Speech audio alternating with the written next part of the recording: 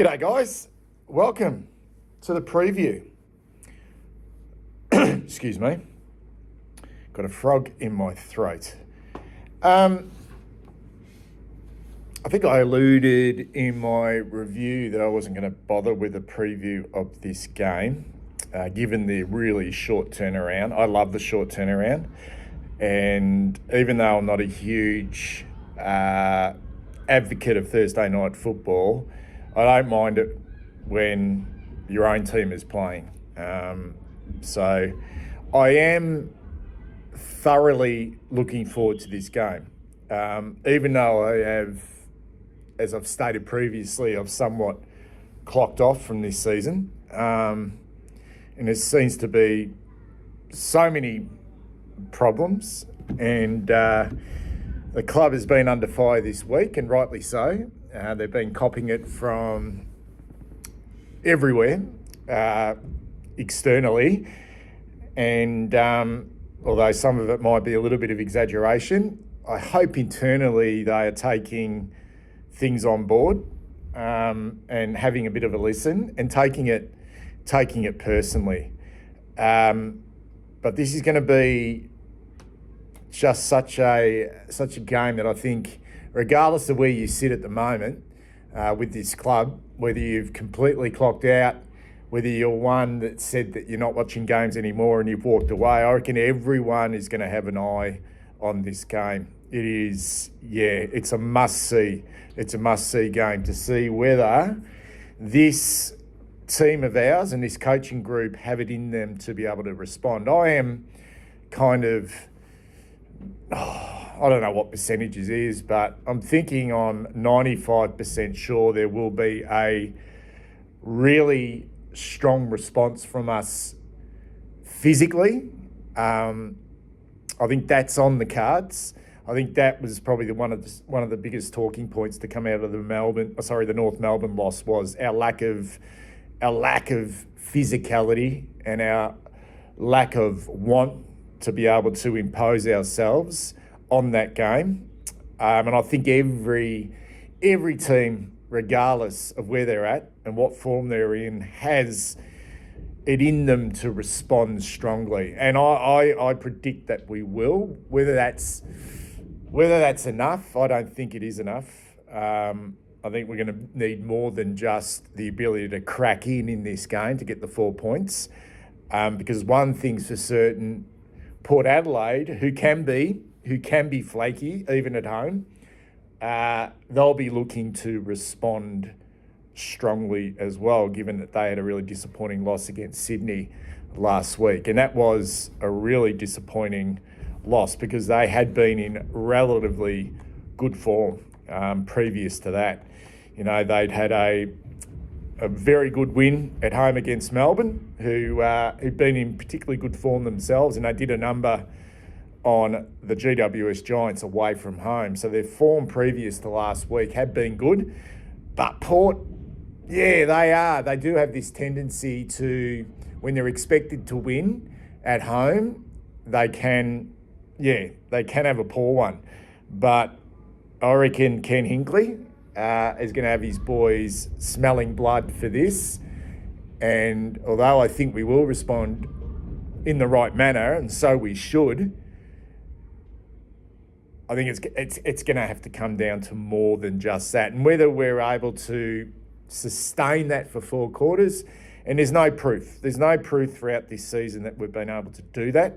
And there's no proof in the way we're playing in regards to sort of game style that we could even realistically expect that we're going to have enough sort of weaponry in our game plan to be able to disrupt this Port Adelaide team, other than just put them off their game physically and at the contest. I am thoroughly looking forward to it. I hope they've got it in them. I really do. I think when the coach comes under fire, and it's warranted. But they've publicly come out. The skipper's publicly come out this week and backed the coach. it's just talk, though. It's just talk. So let's see whether they can respond in this game and sustain it for 4 quarters. Because there's going to be ebbs and flows in this game. Regardless of the way we start, if we start strongly, which we've done for the most part of this year, that's not enough. It's got to be a case of being really strong, for most of the game. And I don't know. I just think Port at home, given what they've got, given the type of players that can cause us some headaches, we would want them to be off their game a little bit, and that would come down to what we're able to do as well. I just don't think it's going to happen. In fact, I don't have any confidence that it will happen. So I am expecting a loss, and what extra heat that puts on this group, we're just going to have to wait and see. But the wheels of change are well in motion now, and I don't think a really strong response this week against Port Adelaide and a potential win maybe will change much, okay? Because then it becomes about how we back up a week later against even stronger opposition in Collingwood. But we look at this game with a hell of a lot of interest. I think last year's win against Port Adelaide on the road, the first time we played them, because they got us the second time at Marvel late in the year, that win on the road where we won by 36 points was one of the best wins we've had under Michael Voss. And when I watched that game that night, I thought things are changing for us. The way we hung in that game for 3 quarters and then blew them out of the park in the last was really impressive. And I remember it like yesterday, but it does feel like a long time ago. But if you have a look at that team that won that game at Adelaide over last year, and we kind of broke the hoodoo against the South Australian team. There's been a lot of changes. We took in a really experienced team other than Ollie Hollands and Lockie Cowan. That was an experienced team. You look at it, Adam Sarr, Jacob Wiedering, Jordan Boyd, Brodie Kemp, Mitch McGovern, Nick Newman. That was the back line. We had Ollie Hollands in his second season. We had Patrick Cripps, Blake Acres, who was still in pretty good form, Zach Williams, Elijah Hollands was playing, Orazio Fantasia, Charlie Akerno, Matthew Owes is still at the football club, Tom DeConning, Sam Walsh, Alex Chincotta, who was doing a run with roll at that stage and hit the scoreboard that night, Matthew Kennedy, Lockie Fogarty, George Hewitt, and the other youngster, Lockie Cowan. So that's a very, very, I suppose, experienced team on paper, and it showed that night. And you look at what we've got at the moment, there just appears to be holes everywhere, and to expect, I suppose, big impact games from youngsters when so many of your core group are down on form and down on confidence, for that just to be sort of you click your fingers and that's just going to change, other than the fact that maybe they can bring some energy and bring some heat, is kind of wishful thinking going into this game against Port Adelaide. I don't know a hell of a lot about them. We know their weapons. We know they've got some genuine star power through the middle of the ground with Zach Butters and also Jason Horne-Francis. But they're two players that when they're on, they're very hard to stop. But at the same time, they can be put off their game. So there's no doubt, I think, we will put some work into both of those players. What that looks like, I'm not quite sure. Whether that will be, once again, Chincotta going to one of those, whether it's Jason Horne-Francis or whether he goes to Zach Butters. We know they've got the running ability of Connor Rozee, who's playing now behind the ball. But it starts in the centre. It starts at the coalface.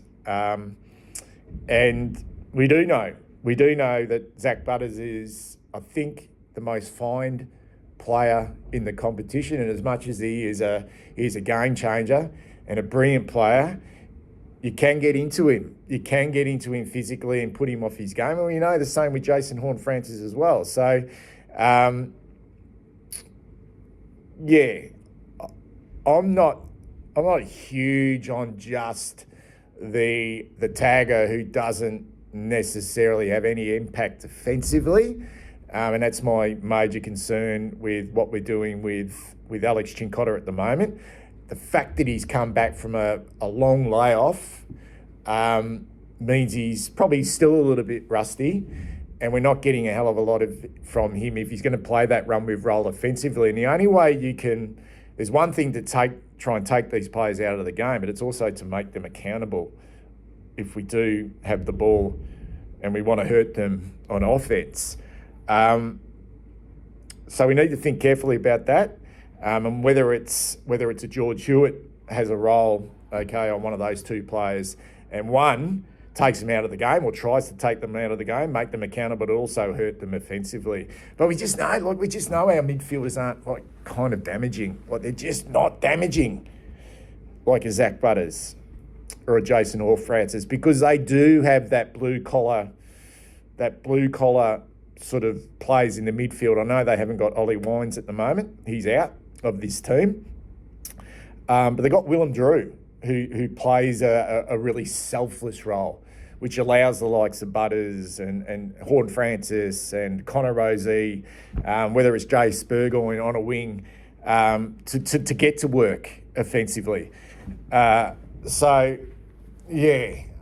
do worry about that, because we know we can be a pretty good contested team, but we don't have game breakers in the middle of the ground.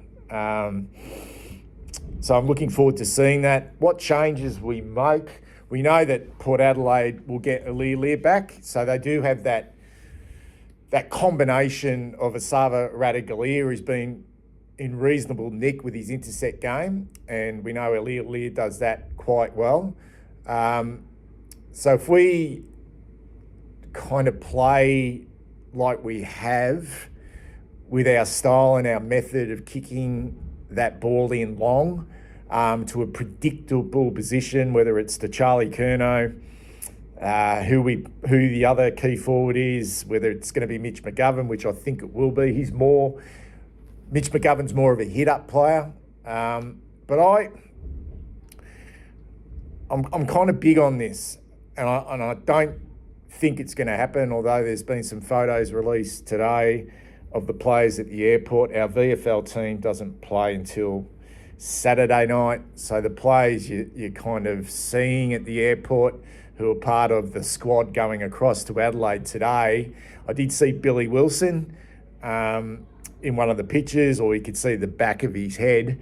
I couldn't see Harry Lemmy anywhere, but just because they're travelling doesn't mean at all that they're going to be part of the team. They could be just the travelling emergency. I really would like to see Billy Wilson debut. I really would. I think it's probably time that we do debut Billy Wilson. He's been in really good form in the VFL. He's got some speed. He likes to carry the ball, and he's a relatively good user as well. It's a big ask on the road against Port Adelaide to debut, but we need to try something with that quick ball movement from our back half. If that comes at the expense, because the problem you have if you just suddenly decide now, with the season, let's face it, 9 games to go. And as much as we can sit here and say it's all over, we're not playing finals, it's a long time. It's a long time to just say now, okay, let's just blood a whole heap of youngsters, because we know that will get ugly. We just know. You've got to be realistic here. And it's like there's this want to see more, okay? There's this want to want to drop these underperforming experienced players, but we've got to be kind of realistic here, and it's got to be a balance. So if Billy Wilson comes in, for example, then it might mean it's at the expense of Matthew Carroll, okay? Because I don't think you can't play all of them. And I would I would like Harry Lemmy to play. I really would. Really would. And I know Port Adelaide have been playing Dante Vicentini in the ruck and also Jordan Sweet. They played both of them last week, which is a two ruckman system. Both are ruckmen and both don't necessarily go forward and hit the scoreboard. Similar to what we did last week with Mark Pitnet and Tom De Koning. I'd be once again bitterly disappointed if we went down that avenue of playing both Tom De Koning and Mark Pitnet. They're not natural forwards. And there's an opportunity to say to TDK, you had a poor one last week, you were physically bashed. Okay, let's spend 95% or 90% of the time in the ruck and work back into the game and have a real impact for us around the ball, which would mean that Mark Pitnet goes out of the team. It doesn't make us any quicker, but we replace him with Harry Lemmy. Now, maybe Harry Lemmy's not even on our radar anymore.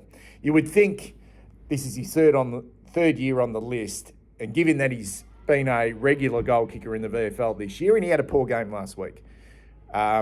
He wasn't great in the VFL. So he comes in after kicking only one goal last week in the VFL. But previous to that, he'd been in pretty good form. What we will see with both Harry Lemmy and also Mitch McGovern compared to Charlie Curnow is we will see players who will lead up to the football. At the very least, will lead up to the football. They'll start deep and they'll lead.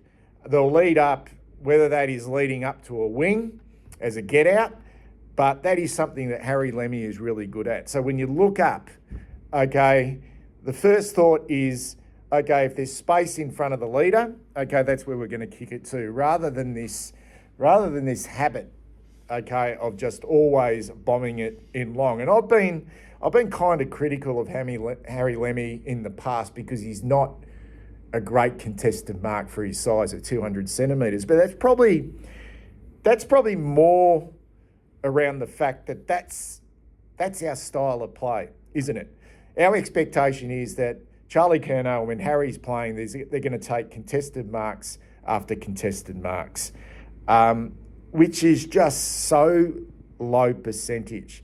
So I would think it'd be a great idea, okay, to bring Lemmy in as that lead up forward. And even at times, whether it is a decoy, so that we've got some structure forward of centre, and you got to make a Sava Radaglia and you've got to make a Lear who want to sag off. They just want to sag off. You've got to make them accountable, because if we expect to chuck Mark Pitnet, Tom De Koning, Charlie Curnow, in the goal square and expect to bomb the ball up, that one of those are going to take contested marks against the likes of Asava Radaglia and Lear, we've got fucking rocks in our head. So we've got to change our structure. We've also got to keep our small forwards, we've got to keep them, a lot deeper, all right? Got a lot deeper, allowing that space in front. So that's the two changes I'd like to see. So whether it is Wilson in for the youngster in Matthew Carroll, or even Cooper Lord, all right, and Harry Lemmy in for Mark Pitnet. Whether that happens or not, because generally, what is it? It's Wednesday and we play tomorrow night. Generally, Michael Voss is at a press conference, and we usually see whether there's a debutant or not. So, given that no announcement's been made yet, you would think that maybe we're going to go in. There will be change. There has to be changes to this team. There has to be. You can't put up a performance like that, against the North Melbourne last week and completely outmuscled and bullied for 2 quarters, and basically give up the fight for 2 quarters, and then not make at least 3 or 4 changes. You just can't.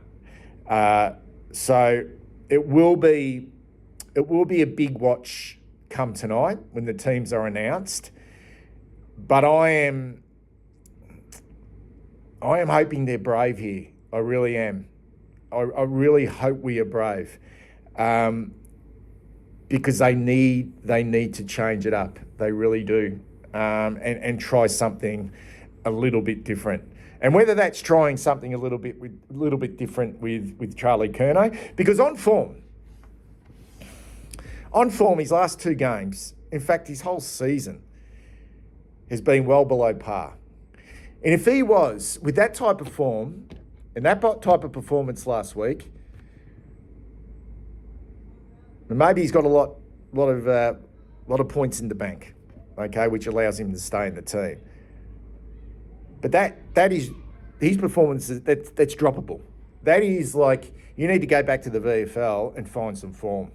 Okay, you need to go back to the VFL, okay, and find what makes you, okay, a really good AFL footballer, because your work rate, okay, and your want to stay in the contest is just not there at the moment.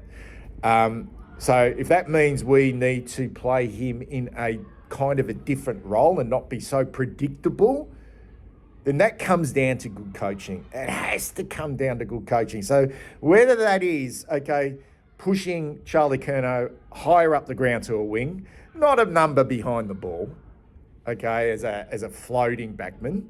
I mean, up around the ball, onto a wing, some centre square bounces, then do it. Okay, I don't think anyone, okay, would sit there, okay, and say that's a bad move, okay, if we decided to do something a little bit different, a little bit more creative with Charlie Curnow. Because right now, what we're doing with him is not working. He's not in the game. It feels like his head is not in the right spot, and we're paying the price. So, finishing off, guys, I am fascinated with this one. I really am. I expect a strong response. I really do, because there has to be. And if there's not a strong response here, because I don't think even a strong response is going to be good enough to beat Port Adelaide, regardless of whether they're a flaky team, regardless of whether the deficiencies. I don't think we're in good enough form, and I don't think we've got a good enough team on paper even to beat them. But if we don't get a team breathing fire for more than just one quarter, then this spells disaster. This will spell disaster for this coaching group, Michael Voss included. It just has to. Because so much has been said during the week. We saw how he reacted at 3/4 time last week, and there was a small response in that last quarter. But, yeah, this needs to be a really, really vicious and uncompromising Carlton team that take the park tomorrow night against Port Adelaide. And I've got to be honest here. I don't think they've got it enough in them. If it starts to get really tough and the opposition really crank it up, I don't know whether we've got enough in us to fight our way through it. I really don't. I haven't seen it for a long time with this group. Anyway, sit back, grab some popcorn, and enjoy the show.